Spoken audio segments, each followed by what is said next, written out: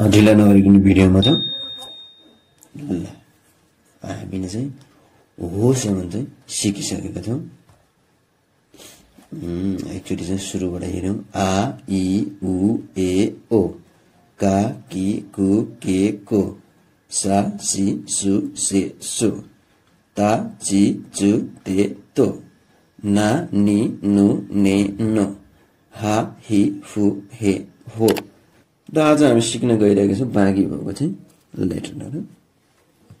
सुरुमा चाहिँ मा मी मु मे मो, या यु यो, रा रि रु रे रु, वा वो अनि आदना सुरुमा चाहिँ मा। अब मा भनेको चाहिँ अघि चाहिँ होमा जस्तै। अब यसमा चाहिँ के हुन्छ, इजिकल टु साइन बनाउने अनि माथिबाट सलक्क तानेर चाहिँ के गर्ने, पुच्छर बनाउने। अब याद गर्ने है, यो यहाँ चाहिँ पुच्छर बनाइएको छ मामा, अहिले मोमा जाने बेलामा चाहिँ यो चाहिँ घुम्छ। याद गर्ने, इजिकल टु बनाउने, माथिबाट तानेर ल्याएर चाहिँ घुमाउने मा। अर्को छ मी। मी बनाउँदा चाहिँ के गर्ने, माथिबाट दाहिनेतिर अलिकति लग्ने, सलक्क घुमाएर ल्याएर चाहिँ के गर्ने, एउटा लाइन तान्ने। यो थियो मी। अर्को छ मु।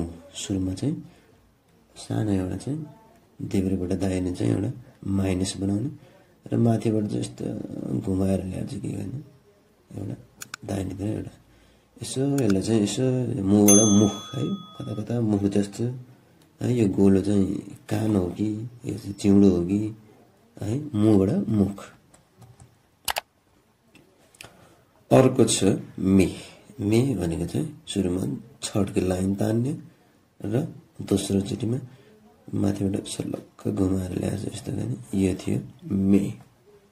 चाहिँ चपस्टिक जस्तो, कस्तो चपस्टिकले चाउमिन समात्न लागे जस्तो देखिन्छ पुरै हेऱ्यो भने, तर अब इमेजिन गर्ने आफूले कसरी सम्झिन सकिन्छ। र त्यसरी अर्को छ मो। अघि मैले मामा याद गर्नु भनेको थिएँ र यसमा चाहिँ के गरिन्छ, इजिकल टु बनाएर चाहिँ के गरिन्छ, सलक्क माथिबाट ल्याएर चाहिँ एउटा कर्भ लाइन बनाइन्छ है, पुच्छर जस्तो। अघि मामा चाहिँ घुमाइएको थियो है, सलक्क घुमेको पुच्छर बनाएको थियो। यसमा हल्का चाहिँ कर्भ दाहिनेतिर लगाउने। यो थियो मो। र अर्को छ या।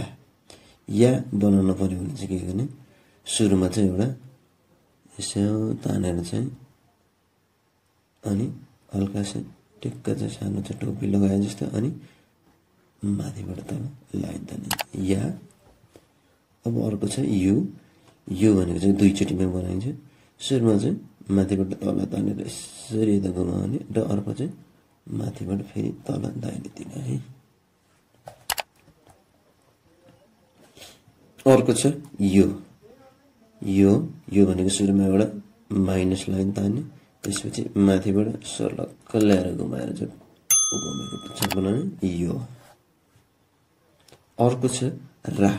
रा बनाउँदा चाहिँ अलिअलि कता कता चाहिँ यो चाहिँ 5 जस्तो देखिन्छ। माथि सानो एउटा चाहिँ धर्का तान्ने र त्यसलाई चाहिँ के गर्ने, अब डाडु जस्तो बनाउने, कता कता 5 जस्तो देखिन्छ है, याद गर्ने है। अर्को छ री।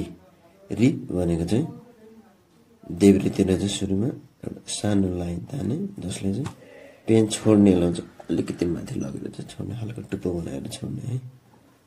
र दोस्रो चोटिमा माथिबाट यस्तरी चाहिँ घुमाएर देब्रेतिर हल्का घुमाएर चाहिँ री।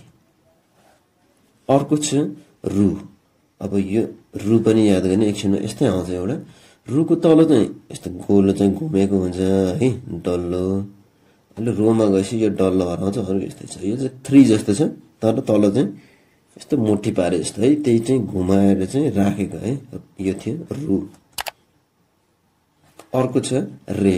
रे भनेको सुरुमा चाहिँ माथिबाट तल एउटा लाइन तान्ने र दोस्रो चोटिमा चाहिँ सलक्क लगाएर घुमाएर चाहिँ के गर्ने, अघिको ने जस्तै जस्तै छ, तर यसमा चाहिँ घुमेको छैन, याद गर्ने।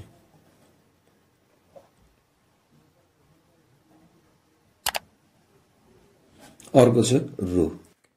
यो भन्दा अगाडि रुमा याद गर्नु भएको छ कि नै, तलपट्टि चाहिँ गोलो बनाइएको थियो। अब यहाँ चाहिँ त्यस्तो गरिन, एकैचोटिमा के गर्ने, 3 जस्तो बनाउने। यो छ रो। र अर्को छ वा। वाको लागि चाहिँ के गर्ने लाइन तान्ने र दोस्रो चोटिमा चाहिँ के गर्ने यसरी जेड जस्तो बनाएर यसलाई घुमाएर यता भित्रै ल्याउने वा। अर्को छ वो। यो भनेको चाहिँ 5 को मुनि सी झुन्डे जस्तो देखिन्छ है। सुरुमा चाहिँ माइनस गर्ने 5 हल्का बिग्रेको 5 बनाउने अनि तल सी झुन्डाउने ओ। र अर्को छ अन्त्यमा चाहिँ अथवा आधा न। यो भनेको यच जस्तो छ, हेर्नु त यच जस्तो छ।